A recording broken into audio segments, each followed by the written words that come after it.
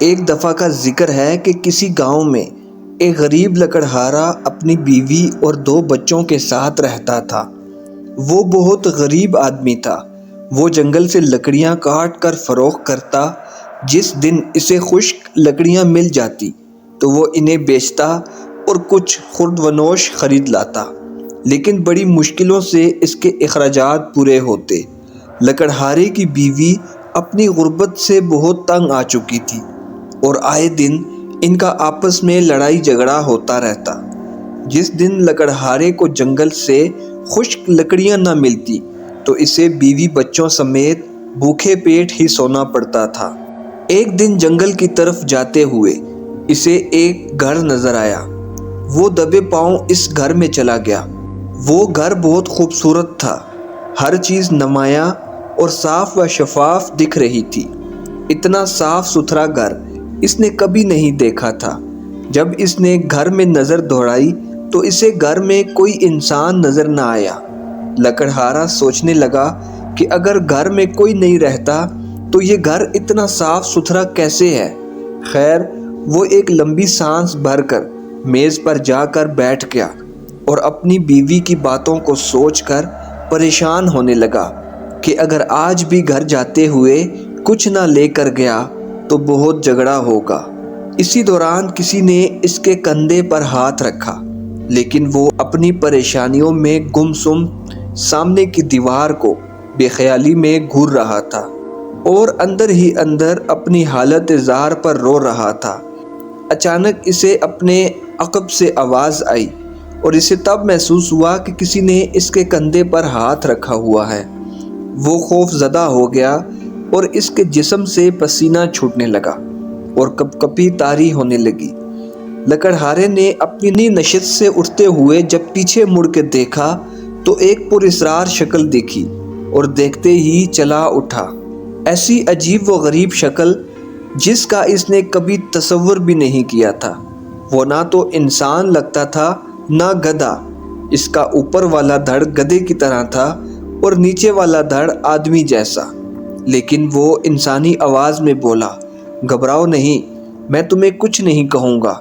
تم سے پہلے بھی یہاں لوگ آتے رہے اور مجھے دیکھتے ہی بھاگتے رہے، لیکن تمہیں تو میرے آنے کا پتہ ہی نہیں چلا، ورنہ دوسروں کی طرح بھاگ کھڑے ہوتے۔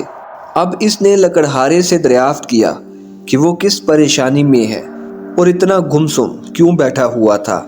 لکڑہارے نے روحانسی آواز میں اپنی غریبی کا پردہ چاک کرتے ہوئے اپنے جملہ حالات کے بارے میں بتایا اور پراسرار مجسم سب کچھ سننے کے بعد بولا کہ میں تمہاری مدد کر سکتا ہوں اور تمہاری غربت کے خاتمے کو یقینی بنا سکتا ہوں، لیکن شرط یہ ہے کہ تم راز کو راز رکھو گے۔ تب لکڑہارا سنتے ہی چوکنا ہو گیا اور ایک دم اٹھا، میں تمہاری ہر بات ماننے کو تیار ہوں۔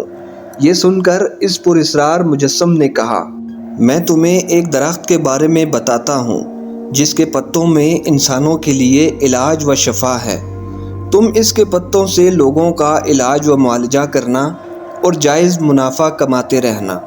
لوگوں کو شفا ملتی رہے گی اور تمہاری غربت کا خاتمہ بھی ہو جائے گا، لیکن تمہیں مجھ سے یہ عہد کرنا ہوگا کہ تم علاج کا بہت کم معاوضہ لیا کرو گے اور غریبوں اور بے سہارا لوگوں کا تو مفت علاج کرو گے۔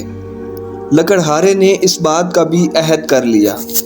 لکڑہارے کے عہد و پیما کے بعد اس پراسرار جسم نے اس درخت کی شناخت کروائی اور فوراً غائب ہو گیا۔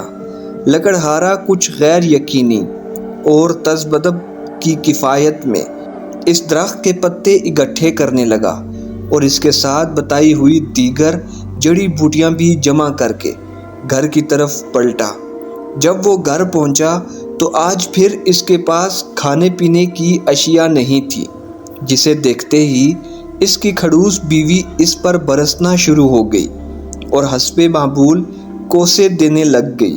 لکڑہارے نے جڑی بوٹیاں ایک طرف رکھتے ہوئے باندھ کی بنی چرپائی پر ایک لمحے کے لیے بیٹھ گیا۔ بیوی کوستے ہوئے پوچھنے لگی کہ یہ کیسی جڑی بوٹیاں اٹھا کے لے آئے ہو اور ان کا کیا کرو گے؟ لکڑہارا بیوی کی سنی انسنی کرتے ہوئے جڑی بوٹیوں کو کھڑل میں ڈال کر کوٹنا شروع ہو گیا۔ دوسرے دن صبح سویرے وہ دوائیاں لے کر بازار کی طرف چلا گیا اور آوازیں لگانے لگا کہ ہر قسم کے مرض کی دوا موجود ہے، ہر نئے پرانے مرض کا شرطیہ علاج ہے، اپنے مرض بتائیں، مجھ سے دوا لیں اور شفایاب ہو جائیں۔ لوگ اس کی آواز سن کر ہنسنے لگے اور اس کا مذاق اڑانے لگے، لیکن لکڑہارا بدستور اپنی آواز نکالتا رہا، جسے سن کر ایک عورت روتی ہوئی اپنی بیٹی سمیت اس کے پاس آئی اور کہنے لگی کہ اس کی بیٹی پیٹ درد کی وجہ سے مرے جا رہی ہے، اس کا درد کسی دوا سے ٹھیک نہیں ہوا۔ لکڑہارے نے اس بوڑھی خاتون سے کہا، میری دوا اپنی بیٹی کو کھلاؤ، وہ صحت یاب ہو جائے گی۔ بوڑھی عورت نے کہا، اس کا علاج تو بڑے بڑے حکماں بھی نہیں کر سکے، تمہاری دوا کیا خاک کام کرے گی؟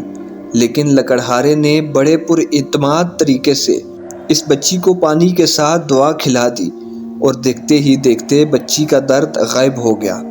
یہ دیکھ کر وہ بڑھیا بہت خوش ہوئی اور بہت حیران بھی۔ یہ سارا ماجرا دیکھنے کچھ لوگ بھی اکٹھے ہو گئے تھے، جو سب بہت حیران ہوئے۔ بڑھیا نے لکڑہارے سے دوائی کی قیمت پوچھی تو لکڑہارے نے کہا، صرف 3 روپے۔ بڑھیا کو اور باقی تمام لوگوں کو اس دوا کی اتنی کم قیمت سن کر بہت تعجب ہوا اور بڑھیا نے شکریہ کے ساتھ 3 روپے ادا کر دیے۔ لوگوں میں اس کا چرچا عام ہو گیا، جوک در جوک مریض آتے اور سستا علاج کرواتے اور باقی لوگوں میں چرچا عام ہوتا چلا گیا۔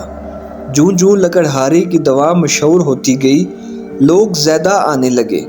لکڑہارا روزانہ وقت نکال کر جنگل جاتا اور حسب ضرورت اسی درخت کے پتے اور دیگر جڑی بوٹیاں لاتا اور گھر میں پیس کر دوا تیار کرنے کے بعد مریضوں کا علاج کرتا۔